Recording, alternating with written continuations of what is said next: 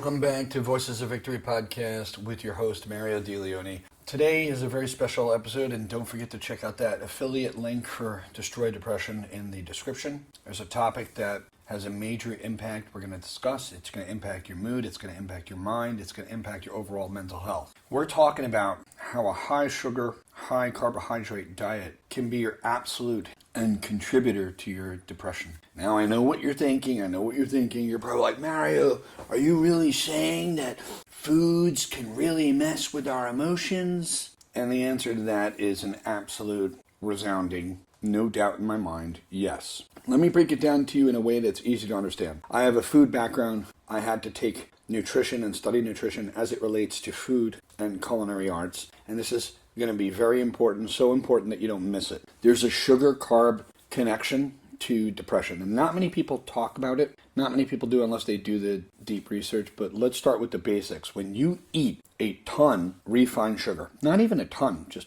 you have to have the ample amounts. If you are eating a lot of carbohydrates, white bread, pasta, soda, things that claim to be healthy, cereal, what it's going to do is send your blood sugar levels on a roller coaster. You're going to go, yay, and then crash. You crash just as hard as you actually went up, and then you feel fatigue. So the crash doesn't just leave you tired. It actually messes with your brain chemistry, and it messes with your brain chemistry in ways that contribute to your depression. Anxiety person listening, it also has an impact on your anxiety. So what's happening inside your body? Your body relies on certain supportive elements, certain nutrients and brain chemicals to keep you feeling balanced and calm. And we're going to talk about the two big players here. The two big players are magnesium and GABA. Magnesium is literally your brain's chill pill, and it is a way of naturally relaxing you. It helps keep your nervous system in check. It connects to the spinal column and the communication.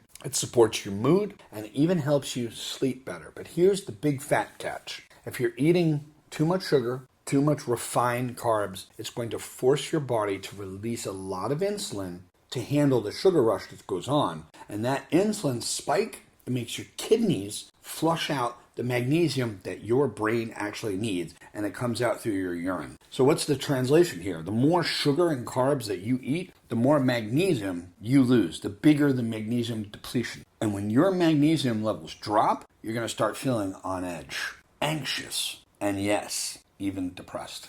GABA is number 2. That's your natural calm down button. GABA, G-A-B-A, is gamma aminobutyric. It is a neurotransmitter, which is just a word for the chemical messenger in your brain. So think of GABA as your brain's calm down button. It tells your body to relax, to de-stress, to let go of those anxious thoughts. So guess what? A high sugar, high carb diet, it doesn't just mess with your magnesium. It's also throwing off all of your GABA levels in your brain. And without enough GABA, your brain is literally like a car with a stuck gas pedal. You can't slow down. You're left feeling frazzled, overwhelmed, and most of all, unable to cope with anything. That's what that's all about. So how does this all tie in? How does this all tie back into depression? And this is like a major thing that not a lot of people discuss. When you're loading up on sugar and carbs, here's what happens. Here's what goes on.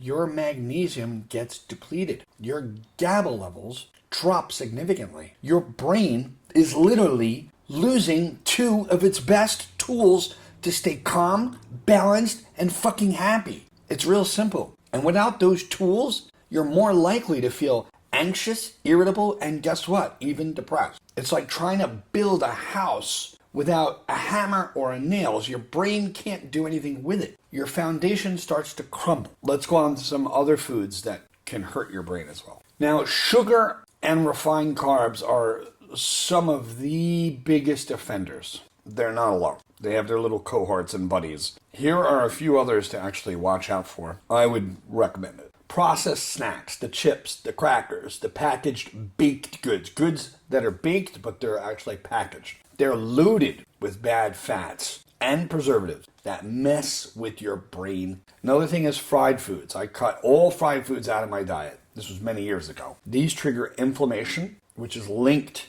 to depression. The artificial sweeteners, the high fructose corn syrup. Okay, they may be low in calories, but They mess with your gut health. And your gut is directly connected, guess what, to your brain. Why? How? Because it's part of your nerves, right? Think of it, the body as a holistic package. So what can you do instead of all this?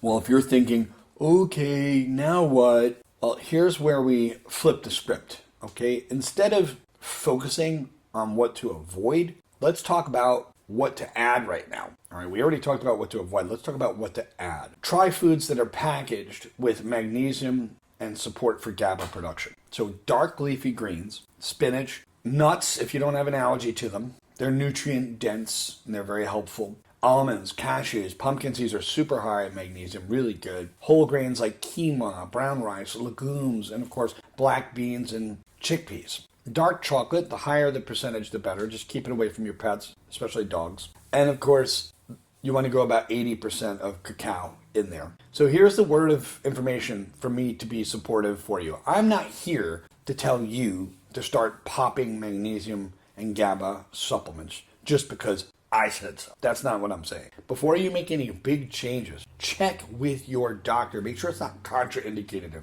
Talk to a trusted nutritionist as well to see what's right for you. What I'm saying is this. Your diet, it matters. It affects your brain. It affects your body. It affects your mood in ways that go way beyond those calories. Way beyond. So if you're ready to start feeling better, take a good hard look at what you're eating, because these small adjustments can add up to big victories. They don't have to be big changes. You start small, but that's what we're here for. That's why I'm here on Voices of Victory. I'm here to speak and help people claim victory over depression. And just remember, you've got the power to actually take control of your health. So many people fall into learned helplessness. Even if they have a solution in front of them, they still believe that it's physically impossible. So remember, in order to go a little further, you can take a look at the Destroy Depression affiliate link that is in the description of this video. You can go into that if you really want to go down that path and learn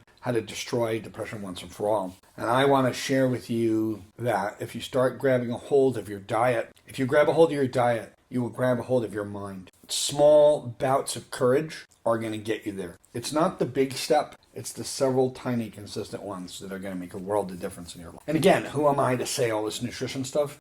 I used to be a chef, and guess what? Nutrition was absolutely mandatory. And I decided to continue that nutrition education long after I've let go of being a chef. In other words, I decided to leave the career of being a chef and dive into nutrition more, not just for business, but also for myself primarily. At the end of the day, it was really for my own mental health, as well as the mental health of all the people I love and care about. So have a great day, and I'll see you on the next video.